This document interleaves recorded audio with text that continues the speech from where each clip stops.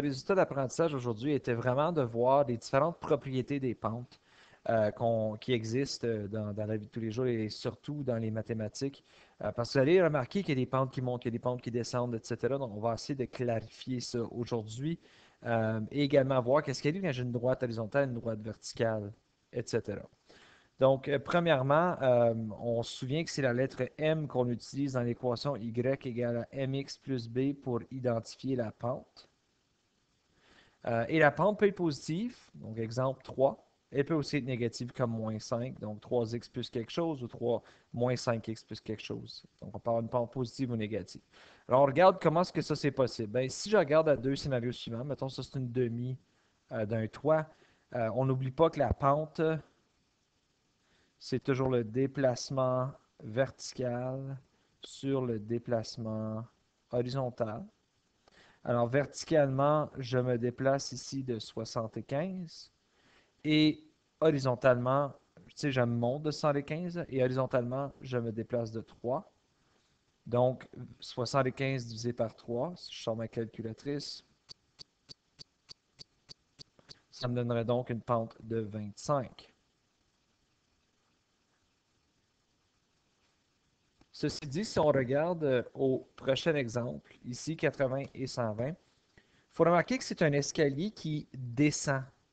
Hein, au lieu de monter, le tout descend.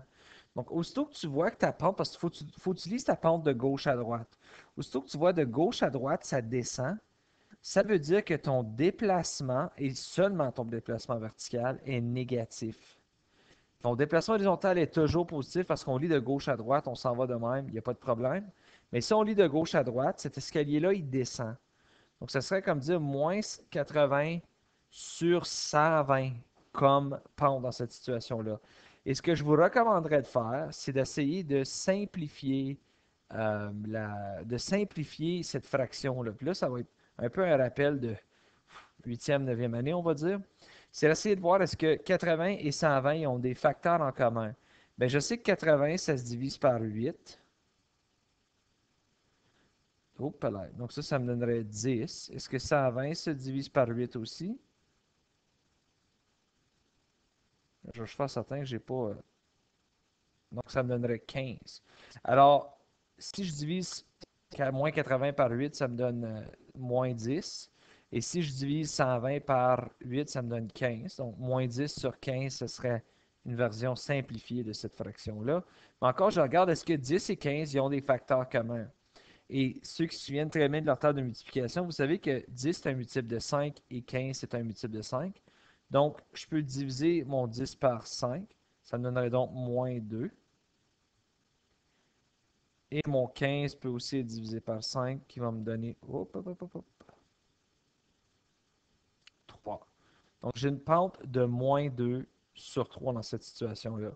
Alors, ça nous amène un peu aux remarques qu'il faut lire une pente comme un livre, gauche à droite. Donc, si la pente descend, comme regardez juste mon dessin ici, elle descend de gauche à droite, c'est une pente négative. Si elle monte de gauche à droite, c'est une pente positive. On a également vu deux autres scénarios ici, puis il y a des gens qui ont comme fait Hey, qu'est-ce qui se passe dans cette situation ici? Donc, encore une fois, ça c'est la coordonnée 1,4 et ça c'est la coordonnée 5,4. Donc, je regarde verticalement, je ne me suis pas déplacé, hein. Je n'ai pas monté ou descendu, donc mon déplacement vertical serait 0, mais je suis allé à la droite, ici, pardon, j'ai fait un bon trou là, ici on va voir de 3. Donc, j'aurais comme 0, de 4, pardon, parce que j'ai été de 1 à 5. Donc, j'ai 0 sur 4, et ça me donnerait tout simplement 0 comme valeur pour cette droite-là. Ce qui est une propriété d'une droite horizontale, hein, parce qu'elle est plate. Il n'y en a pas de pente. C'est un déplacement horizontal de 4, mais il n'y a pas de déplacement vertical. Donc, n'importe quand vous avez une droite horizontale, la pente, elle va être 0. Pareillement, je regarde ici, j'ai une droite verticale. Donc là, OK, ça doit être la coordonnée moins 3. Oh, pardon, ça c'est moins 3, ça c'est le Y. Donc je regarde, c'est 3 moins 3. Et en haut ici, ça doit être la coordonnée 3 et 8. Donc si je veux trouver ma pente, OK, je regarde déplacement vertical. 1, 2, 3, 4, 5, 6, 7, 8, 9, 10, 11 vers le haut. Mais horizontalement, je ne me suis pas déplacé. Donc 11 sur 0. Là, je ne sais pas si vous vous souvenez, mais ça, c'est impossible. Il n'est pas possible de diviser par 0. Puis tu as beau essayer avec ta calculatrice, si tu l'oublies, elle va te donner justement impossible de diviser par 0. Je l'aime bien, cette calculatrice. Donc, ici, ça veut dire qu'il n'y a pas de pente. Il n'y en a pas de situation possible pour ça. Donc, ça m'amène à mes deux autres remarques. N'importe quelle droite qui est horizontale aura toujours une pente de 0. N'importe quelle droite qui est toujours verticale ne sera jamais définie car on ne peut pas diviser par 0. Donc, la dernière chose qu'on a regardée en salle de classe aujourd'hui, c'est qu'on t'a demandé d'aller tracer ces deux graphiques-là avec Desmos. Donc, si je vais dans Desmos, j'ai 2x moins 3 et 2x plus 1.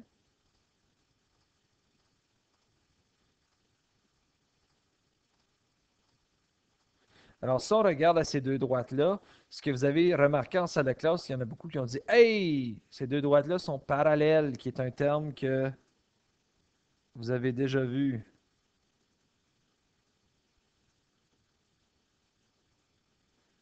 Donc, ça l'amène une autre remarque ou une propriété.